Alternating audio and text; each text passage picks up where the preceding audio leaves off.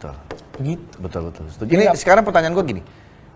Lu tidurnya kapan? Ya. Nah ini alhamdulillah sih. Tadi gue tidur hari ini gue lumayan tidur jam 2, tadi bangun jam 9. Enggak, jam 2, jam 8. Gue udah rapat pagi itu tadi. Maksudnya runs, gue pagi, jadi kalau kantor sekarang gue pagi. Itu si Prio kalau nggak ngingetin, gue lupa nggak kesini kan Prio gila aja. Tapi itu tidurnya... Tapi udah diingetin, maksudnya gue juga harus ada ngingetin. 2 jam, Jadi 3 jam, tidur 2 jam berapa tadi? Jam 2 malam? Iya tadi tidur gue jam 2, jam 2 itu termasuk cepat lah. Tapi normal gue jam 2, jam 3, pasti gue jam 6 itu bangun. Jadi cuma 3 jam? Jadi jam 6 itu gue harus bangun karena gue harus mengatur.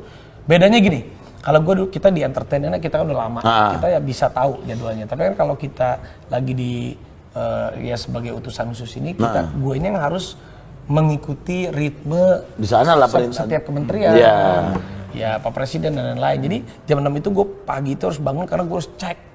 Gue harus kemana, jam berapa, supaya tahu gitu loh. Nah, Pi, ini lu... Jadi gue ngecek baru setelah itu bro, gue ngatur jadwal yang lain. Kita kan, kalau misalnya dunia entertainment kita udah tahu deh. Iya. Sekilas deh, sebagai utusan khusus Presiden. Susah nggak sih, Pi? Kerjanya Nah, gitu. itu kerja gimana tuh? Enggak, sebenarnya semuanya itu susah. Entertain itu dibilang susah. Iya. Gampang. Iya. Semuanya itu gimana kita bisa menyesuaikan diri. Dan belajar terus juga ya. Bisa gini, kita di entertain kita udah 25 tahun lebih lah. Ini udah berapa? Kita udah di atas 20-25 tahun lah.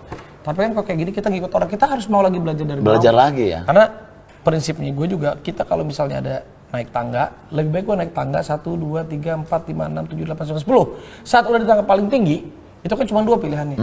Kita jatuh sakit, nggak bisa bangun lagi, atau kita cari tangga lagi, cari teman untuk naik lagi. Jadi gue lebih baik, gue tahu diri deh daripada gue terlena. Karena kalau kita udah di atas nih kita terlena. Sebenarnya kita terlena, kita capek, nggak apa-apa. Dan kita juga masih mampu, masih punya kekuatan. Kita cari jalan lagi untuk turun, cari sesuatu, cari kawan, cari apa, naik lagi. Turun lagi, naik. Daripada kita dari atas itu nanti jatuhnya didorong orang. Kan makin tinggi jatuh makin sakit. Jatuhnya kepleset karena kesombongan diri, jedak, kita nggak bisa berdiri lagi, itu jauh lebih sakit.